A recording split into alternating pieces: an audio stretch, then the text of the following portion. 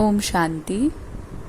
आज 16 अगस्त 2020 को बाप दादा की अव्यक्त मुरली और आज की मुरली का हेडिंग है पढ़ाई की चारों सब्जेक्ट का यथार्थ यादगार महाशिवरात्रि। पढ़ाई के चारों सब्जेक्ट का यथार्थ यादगार है महाशिवरात्रि। देखते हैं बाबा ने इस पे क्या कहा। तो आज ज्ञान दाता, भाग्य विधाता, सर्व शक्तियों के वरदाता, सर्व खजानों से भरपूर करने वाले भोलानाथ बाप अपनी अति स्नेही सदा सहयोगी समीप बच्चों से मिलने के लिए आए हैं। ये मिलन ही सदा काल का उत्सव मनाने का यादगार बन जाता है। जो भी भिन्न भिन्न नामों से समय प्रति समय उत्सव मनाते हैं वो सभी इस समय बाप और बच्चों के मधुर मिलन, उत्साह भरा मिलन भविष्य के लिए उत्सव के रूप में बन जाता है। इस समय आप सर्वश्रेष्ठ बच्चों का हर दिन हर घड़ी सदा खुशी में रहने की घड़ियां व समय है। तो इस छोटे से संगम युग के अलौकिक जीवन, अलौकिक प्राप्तियां, अलौकिक अनुभवों को द्वापर से भक्तों ने भिन्न भिन्न नाम से यादगार बना दिए हैं। एक जन्म की आपकी ये जीवन भक्ति के 63 जन्मों के लिए याद का साधन बन जाता है। बाबा ने कहा एक जन्म के एफर्ट्स, एक जीवन काल 63 जन्मों के लिए भक्ति में यादगार के रूप में बन जाता है। इतनी महान आत्माएं हो। इस समय की सबसे वंडरफुल बात यही देख रहे हो कि जो प्रैक्टिकल भी मना रहे हो वो निमित्त उस यादगार को भी मना रहे हो। चैतन्य भी हो और चित्र भी साथ साथ में है। नहीं तो क्या होगा? सतयुग में चैतन्य और द्वापर युग से लेकर कलयुग के अंत तक चित्रों में। तो 5000 वर्ष पहले हर एक ने क्या क्या प्राप्त किया, क्या बने, कैसे बने, ये 5000 वर्ष का पूरा अपना यादगार चित्र और जन्म पत्री सभी स्पष्ट रूप में जान गए हो, सुन रहे हो और देख देख कर हर्षित हो रहे हो कि ये हमारा ही गायन पूजन, हमारे जीवन की कथाएं वर्णन कर रहे हैं। ओरिजिनल आपका चित्र तो बना नहीं सकते, इसलिए भावना पूर्वक जो भी टच हुआ वो चित्र बना दिया। तो प्रैक्टिकल शिव जयंती तो रोज मनाते ही हो क्योंकि है ही संगम युग, है ना। बाबा ने कहा अवतरण का युग, श्रेष्ठ कर्तव्य, श्रेष्ठ चरित्र करने का युग। लेकिन बेहद युग के बीच में ये यादगार दिन भी मना रहे हो। तो आप सबका मनाना अर्थात मिलन मनाना, और उन्हों का मनाना है आवाहन करना, उन्हों का है पुकारना, आपका है पा लेना। वो कहेंगे आओ, आप कहेंगे आ गए, मिल गए। यादगार और प्रैक्टिकल में देखो कितना रात और दिन का अंतर है। वास्तव में तो ये दिन भोलानाथ बाप का ही दिन है। भोलानाथ अर्थात बिना हिसाब के अनगिनत देने वाला। वैसे जितना और उतने का हिसाब होता है ना, कि जो करेगा वो पाएगा, उतना ही पाएगा, ये हिसाब है। लेकिन भोलानाथ क्यों कहते हैं? क्योंकि इस समय देने में जितने और उतने का हिसाब नहीं रखा जाता। एक का पदम गुणा हिसाब है। दुनिया में क्या है? जितना देंगे, जितना करेंगे उतना पाएंगे। बाबा कह रहे हैं कर कितना रहे हो और फिर पा कितना रहे हो, हिसाब अगर देखा जाए तो एक का पदम गुणा हिसाब है। तो अनगिनत ही तो हो गया ना। कहाँ एक, कहाँ पदम। पदम भी लास्ट शब्द है इसलिए पदम कह देते हैं। अनगिनत देने वाले भोले भंडारी का दिन यादगार रूप में मनाते हैं। आपको तो इतना मिला है और जो अब तो भरपूर हो ही, लेकिन 21 जन्म, 21 पीढ़ी तुम सदा भरपूर रहेंगे। इतने जन्मों की गारंटी और कोई नहीं कर सकता, कितना भी कोई बड़ा दाता हो। लेकिन अनेक जन्म का भरपूर भंडारा होने की गारंटी कोई नहीं कर सकता। तो भोलानाथ हुआ ना, नॉलेजफुल होते हुए भी भोला बनते हैं, इसलिए तो भोलानाथ कहा जाता है। नहीं तो क्या है, जितना ज्यादा लोग अपने आप को इंटेलिजेंट समझते हैं इस वक्त, केवल इस युग में, उतना अहंकार आता है, भोलापन, इनोसेंस खत्म हो जाता है। बाबा कहता है हिसाब जान सकते हो ना। वैसे तो हिसाब करने में एक एक संकल्प का भी हिसाब जाना जा सकता है, लेकिन जानते हुए भी देने में भोलानाथ ही बनता है। तो आप सभी भोलानाथ बाप के भोलानाथ बच्चे हो। एक तरफ भोलानाथ कहते हो, दूसरे तरफ भरपूर भंडारी भी कहते हो। कहते हैं ना भोलानाथ भंडारी। यादगार भी देखो कितना अच्छा मनाते हैं। मनाने वालों को पता नहीं है, लेकिन आप जानते हो जो मुख्य इस संगम युग की पढ़ाई है, जिसकी विशेष 4 सब्जेक्ट हैं, वो 4 सब्जेक्ट ही यादगार दिवस पर मनाए जाते हैं। कैसे? पहले भी सुनाया था कि विशेष इस उत्सव के दिन बिंदु का और बूंद का महत्व होता है। अच्छा, तो बिंदु इस समय के याद अर्थात योग के सब्जेक्ट की निशानी है। ठीक, याद में बिंदु स्थिति में ही तो स्थित होते हो ना। तो बिंदु याद की निशानी और बूंद है ज्ञान की भिन्न भिन्न बूंदों की निशानी। इस ज्ञान के सब्जेक्ट की निशानी बूंद के रूप में दिखाई जाती है। होता है ना, ऊपर ऐसे मटका टाइप सा या कुछ ऐसा शिवलिंग के ऊपर लगा देते हैं और फिर उसमें दूध या कुछ भी डाल दो तो टपकता रहता है शिव के ऊपर। तो व्रत धारण करना है। धारणा की निशानी क्या है? धारणा की निशानी इस दिन विशेष व्रत रखते हैं। तो व्रत धारण करना, धारणा में भी आप दृढ़ संकल्प करते हो, तो व्रत रखते हो कि ऐसा सहनशील व अंतर्मुख अवश्य बन के ही दिखाएंगे। तो ये व्रत धारण करते हो ना, ये व्रत धारणा की निशानी है और सेवा की निशानी है जागरण। सेवा करते ही हो किसको? जगाने के लिए। अज्ञान नींद से जगाना, जागरण कराना, जागृति दिलाना, यही तो आपकी सेवा है। तो ये जागरण सेवा की निशानी हुई। तो 4 ही सब्जेक्ट आ गए ना। लेकिन सिर्फ रूपरेखा उन्होंने स्थूल रूप में बदल दी। फिर भी भक्त भावना वाले होते हैं और सदा ही सच्चे भक्तों की ये निशानी होगी कि जो दृढ़ संकल्प करेंगे उसमें दृढ़ रहेंगे। इसलिए भक्तों से भी बाप का स्नेह है। फिर भी आपके यादगार को द्वापर से परंपरा तो चली ही आ रही है। और विशेष इस दिन जैसे आप लोग यहाँ संगम युग पर बार बार समर्पण समारोह मनाते हो, अलग अलग भी मनाते हो, ऐसे ही आपके इस फंक्शन का भी यादगार वे स्वयं को समर्पण नहीं करते, लेकिन बकरे को करते हैं, बलि चढ़ा देते हैं। वैसे तो बाप दादा भी हंसी में कहते हैं कि ये मैंपन का समर्पण हो, तब समर्पण अर्थात संपूर्ण बनो, बाप समान बनो। बकरा क्या करता है? मैं करता है ना।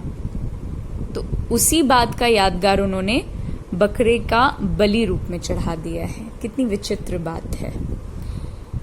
तो बाबा बोले कि वैसे तो बाबा भी हंसी में कहते हैं कि मैंपन का समर्पण हो। ठीक, जैसे ब्रह्मा बाप ने पहला पहला कदम क्या उठाया? मैं और मेरापन का समर्पण समारोह मनाया। किसी भी बात में मैं के बजाय सदा नेचुरल भाषा में, साधारण भाषा में भी बाप शब्द ही सुना, मैं शब्द कभी नहीं। बाबा करा रहा है, मैं कर रहा हूँ नहीं। बाबा चला रहा है, मैं कहता हूँ नहीं। बाबा कहता है, हद के कोई भी व्यक्ति या वैभव से लगाव ये मेरापन है। तो मेरेपन को और मैंपन को समर्पण करना, इसको ही कहते हैं बलि चढ़ना। बलि चढ़ना अर्थात महाबली बनना, तो ये समर्पण होने की तो निशानी है। तो बाप दादा भक्तों को एक बात की आफरीन देते हैं। आफरीन मतलब तारीफ, बधाइयां, है ना। किसी भी रूप से भारत में व हर देश में उत्साह की लहर फैलाने के लिए उत्सव बनाए तो अच्छे हैं ना। चाहे 2 दिन के लिए हो या 1 दिन के लिए हो, लेकिन उत्साह की लहर तो फैल जाती है ना, इसलिए उत्सव कहते हैं। फिर भी अल्पकाल के लिए विशेष रूप से बाप दादा के तरफ मेजॉरिटी का अटेंशन हो ही जाता है। तो इस विशेष दिन पर क्या विशेष करेंगे? जैसे भक्ति में कोई सदाकाल के लिए व्रत लेता है और कोई में हिम्मत नहीं होती है, तो 1 मास के लिए या 1 दिन के लिए या थोड़े समय के लिए फिर वो व्रत को छोड़ देते हैं। आप तो ऐसे नहीं करते हो ना। मधुबन में तो धरनी पर पांव नहीं है, और फिर जब विदेश में जाएंगे तो धरनी पर आएंगे या ऊपर ही रहेंगे? सदा ऊपर से नीचे आकर कर्म करेंगे या नीचे रहकर कर्म करेंगे, है ना। धरनी पर पांव नहीं होना अर्थात बॉडी कॉन्शियसनेस, शांति धाम की अनुभूति सहज, बाबा कहता। ऊपर रहना अर्थात ऊपर की स्थिति में रहना। ऊपर कोई छत पर नहीं लटकना है, ऊंची स्थिति में स्थित होकर कोई भी साधारण कर्म करना अर्थात नीचे आना। लेकिन देखिए बाबा क्या कहते हैं, साधारण कर्म करते भी स्थिति ऊपर अर्थात ऊंची हो। जैसे बाघ भी साधारण तन लेता है, कर्म तो साधारण ही करेंगे ना। जैसे आप लोग बोलेंगे वैसे वो भी बोलेंगे, वैसे ही चलेंगे। तो कर्म साधारण है, तन भी साधारण है, लेकिन साधारण कर्म करते भी स्थिति ऊंची है। ऐसे आपकी भी स्थिति सदा ऊंची हो। जैसे इस दिन को अवतरण का दिन कहते हो, तो रोज अमृत वेले ऐसे ही सोचो कि निद्रा से नहीं, शांति धाम से कर्म करने के लिए अवतरित हुए हैं, और रात को कर्म करके शांति धाम में चले जाओ। तो अवतार अवतरित होते ही हैं श्रेष्ठ कर्म करने के लिए। उनको जन्म नहीं कहा जाता, अवतरण कहा जाता है। ऊपर की स्थिति से नीचे आते हैं तो ये अवतरण है। तो ऐसी स्थिति में रहकर कर्म करने से साधारण कर्म भी अलौकिक कर्म में बदल जाता है। जैसे दूसरे लोग भी भोजन खाते और आप कहते हो ब्रह्मा भोजन खाते हैं, तो फर्क हो गया ना। चलते हो लेकिन आप फरिश्ते की चाल चलते हो, डबल लाइट स्थिति में चलते हो, है ना। तो अलौकिक चाल अलौकिक कर्म हो गया। हमने उसे ब्रह्मा भोजन कहा, तो जैसे ब्रह्मा बाबा भोजन किया करते थे, अगर भोजन को हमने भी उसी स्थिति में स्वीकार किया है तब तो वो ब्रह्मा भोजन है, अन्यथा वो भी एक साधारण भोजन है। तो सिर्फ आज का दिन अवतरण का दिन नहीं है, लेकिन संगम युग ही अवतरण दिवस है। आज के दिन आप लोग बाप दादा को मुबारक देते हो, लेकिन बाप दादा कहते हैं पहले आप। अगर बच्चे नहीं होते तो बाप कौन कहता? बच्चे ही बाप को बाप कहते हैं, इसलिए पहले बच्चों को मुबारक। आप सब बर्थडे का गीत गाते हो ना, हैप्पी बर्थडे टू यू। बाप दादा भी कहते हैं happy birthday to you. Birthday की मुबारक तो बच्चों ने बाप को दी है, बाप ने बच्चों को दी है, और मुबारक से ही पल रहे हो। आप सबकी पालना ही क्या है? बाप की, परिवार की बधाइयों से ही तो पल रहे हो। बधाइयों से ही तो नाचते गाते पलते उड़ते जा रहे हो ना। बधाइयों से ही तो नाचते गाते पलते उड़ते जा रहे हो। देखिए, ये पालना भी वंडरफुल है। एक दो को हर घड़ी क्या देते हो? बधाइयां हैं, और यही पालना की विधि है। कोई कैसा भी है, वो तो बाप दादा भी जानते हैं, आप भी जानते हो कि नंबरवार तो होंगे। अगर नंबरवार नहीं बनते फिर तो सतयुग में कम से कम 1.5 लाख तख्त बनाने पड़ते। इसलिए नंबरवार तो होना ही है।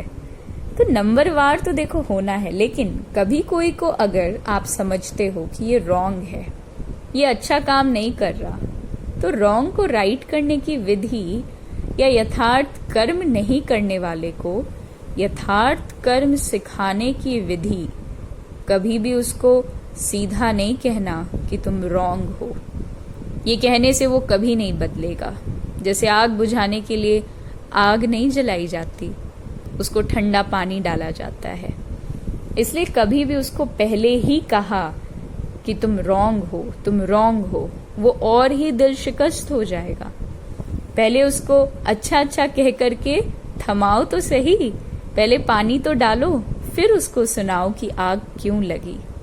पहले ये नहीं कहो कि तुम ऐसे हो, तुमने ये किया वो किया। पहले ठंडा पानी डालो, पीछे वो भी महसूस करेगा कि हाँ, आग लगाने का कारण क्या है और आग बुझाने का साधन क्या है। अगर बुरे को बुरा कह देते हो तो आग में तेल डालते हो। इसलिए बहुत अच्छा कह करके पीछे उसको कोई भी बात बता दो तो उसमें सुनने की और धारणा करने की हिम्मत आ जाती है। इसलिए सुना रहे थे कि बहुत अच्छा, यही बधाइयां हैं। जैसे बाप दादा भी कभी किसको डायरेक्ट रॉन्ग नहीं कहेगा, मुरली में सुना देगा राइट क्या है, रॉन्ग क्या है। लेकिन अगर कोई सीधा आकर पूछेगा कि मैं रॉन्ग हूं, तो कहेगा नहीं, तुम तो बहुत राइट हो, क्योंकि उसमें उस समय हिम्मत नहीं होती। जैसे पेशेंट जा भी रहा होता है, अर्थात आखिरी सांस में है, तो भी डॉक्टर से अगर पूछेगा कि मैं जा रहा हूं, तो कभी कहेगा नहीं कि हाँ जा रहे हो, क्योंकि उस टाइम हिम्मत नहीं होती। किसकी दिल कमजोर हो और आप अगर उसको ऐसी बातें कह दो, वो तो हार्ट फेल ही हो जाएगा ना, अर्थात पुरुषार्थ में परिवर्तन करने की शक्ति नहीं आएगी। तो संगम युग तो है ही बधाइयों से वृद्धि को पाने का युग।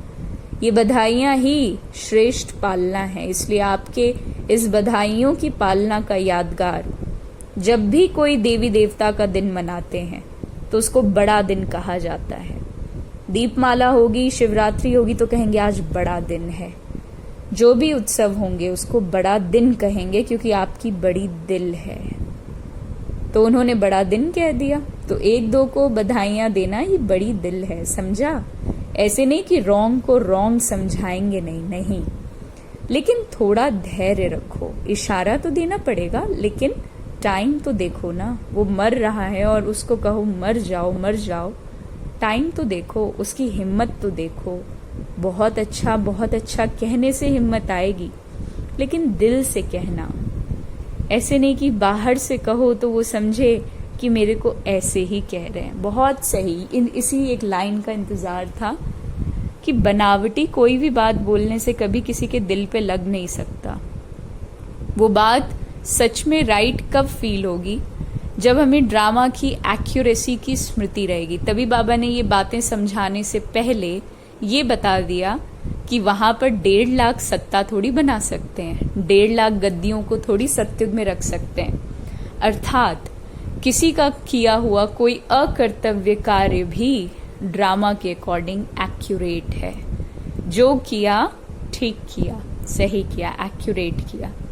फिर अगर आपके परामर्श से, बाबा की श्रीमत के गाइडेंस से जो आप देंगे, अगर उस व्यक्ति को उठना भी है ड्रामानुसार तो वो भी हो जाएगा, परंतु हर कोई अपने जीवन में एक्यूरेट है। तो ये बधाई वरदान है। जैसे आज के दिन को गायन करते हैं ना कि शिव का भंडारा भरपूर है, तो आपका गायन है, सिर्फ बाप का नहीं है।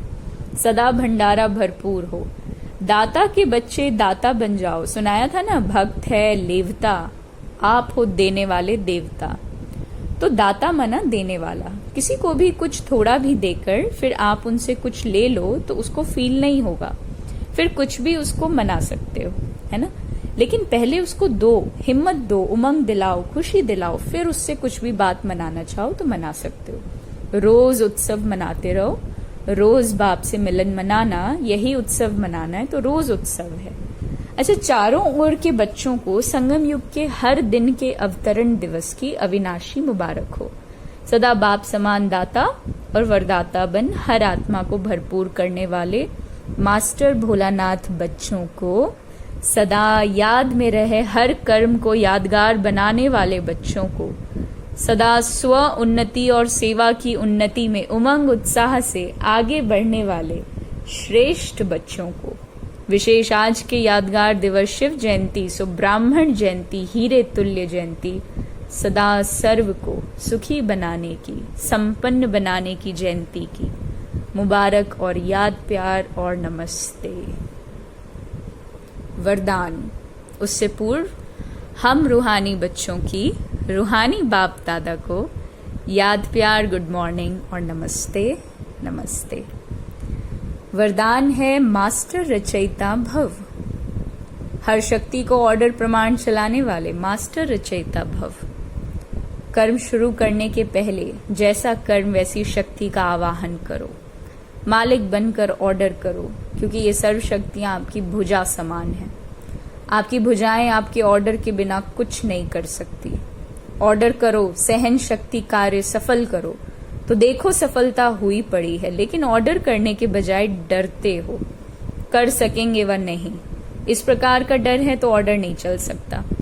इसलिए मास्टर रचयिता बन हर शक्ति को ऑर्डर प्रमाण चलाने के लिए निर्भय बनो। स्लोगन है, सहारे दाता बाप को प्रत्यक्ष कर सबको किनारा लगाओ। ओम शांति।